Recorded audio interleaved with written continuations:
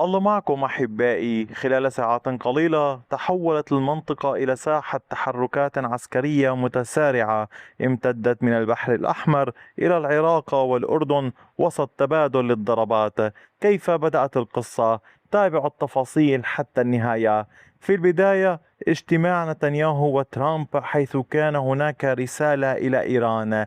هذا الاجتماع كان هاما للغاية كما قال نتنياهو، والمحادثات مع ترامب كانت ممتازة، وأن هناك تفاهما مشتركا حول هدف أساسي هو منع إيران من امتلاك سلاح نووي، إضافة إلى تنسيق الخطوات المتعلقة بأمن إسرائيل والمنطقة. هذه التصريحات جاءت في وقت كانت فيه التوترات بين إيران والولايات المتحدة وحلفائها تشهد نوعا من التصعيد، ولو كان هناك نوع من الهدوء في آخر يومين. فيما يتعلق بالبحر الأحمر، دخل على خط الأزمة. ففي الوقت نفسه شهد البحر الأحمر تطورا جديدا بعدما تعرضت سفينة لهجوم قبالة السواحل اليمنية. والحادث جاء في ظل توتر متواصل في هذا الممر البحري الحيوي، حيث أصبحت السفن التجارية وطرق الطاقة جزءا من الصراع الإقليمي. وأعلنت لاحقا بحرية الحرس الثوري الإيراني أنها أوقفت 3 سفن نفطية قالت إنها خالفت التحذيرات وتحركت بطريقة غير قانونية في اتجاه مضيق هرمز.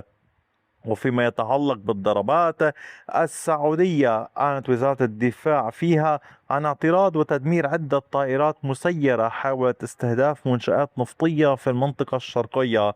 وقال المتحدث باسم وزارة الدفاع إن هذه المسيرات انطلقت من الأراضي العراقية، وطبعا كان هناك لاحقا كما علمتم ردا. ولكن قبل الرد باتجاه العراق، إيران أطلقت صواريخ باتجاه قاعدة موفق السلطي في الأردن.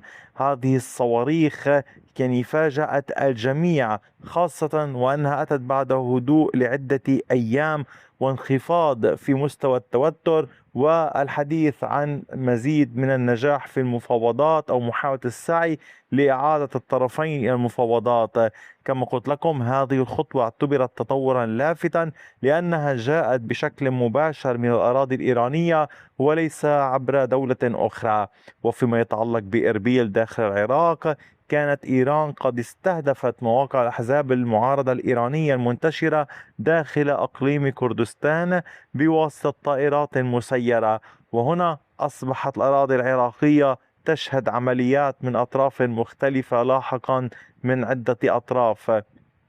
أما فيما يتعلق بالضربات السعودية، فقد طالت مواقع مختلفة نفذتها الولايات المتحدة الأمريكية والسعودية، طالت مناطق عديدة في اتجاهات البصرة، واسط، بابل، كربلاء، ديارى، سهل، نينوى وبرطلة، إضافة إلى مواقع أخرى في أمرلي وغيرها في منطقة الزاب وكركوك، مع ضربات أخرى باتجاه مناطق متفرقة. هذه الضربات اليوم الجميع ينتظر كيف قد يكون الرد العراقي عليها، ونقول الرد داخل من الفصائل في العراق. أما فيما يتعلق بالتوسع في هذا التصعيد، فبعد الضربات استمرت التحركات العسكرية في المنطقة، حيث أعلن الحوثيون في اليمن دعمهم للعراق، كما أعلن إسقاط طائرة استطلاع فوق محافظة صعدة. وفي الوقت نفسه استمرت التحركات الجوية الأمريكية في المنطقة دون أن تتوقف. ماذا يعني هذا التصعيد؟ عسكريا، أهمية هذه الأحداث لا تكمن فقط في عدد الضربات بل في طبيعة انتشارها. فخلال فترة قصيرة انتقل التصعيد بين عدة ساحات، من البحر الأحمر إلى اليمن إلى العراق إلى الأردن إلى إيران ومضيق هرمز. وهذا يعني أن الصراع لم يعد محصورا في جبهة واحدة، بل أصبح شبكة مترابطة من العمليات العسكرية في هذه المنطقة بين أطراف متداخلة. لكن السؤال الأهم الآن، هل نحن أمام جولة محدودة من تبادل الرسائل العسكرية، أم أن المنطقة تتجه نحو مواجهة أوسع بين إيران وحلفائها من جهة والولايات المتحدة وحلفائها من جهة أخرى؟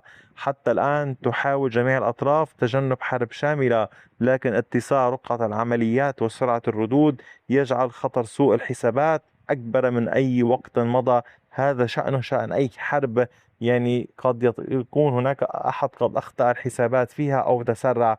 وبالتالي علينا مراقبة الأمور. الأيام القادمة قد تكون حاسمة في تحديد ما إذا كان هذا التصعيد سيتراجع أم أنه سيكون بداية مرحلة جديدة أكثر خطورة في الشرق الأوسط. فما رأيكم أنتم أحبائي؟ أتمنى من حضرتكم كتابة آراءكم في التعليقات، وشكرا لكم دوما على كامل وقتكم الثمين، وإلى اللقاء بفيديو آخر.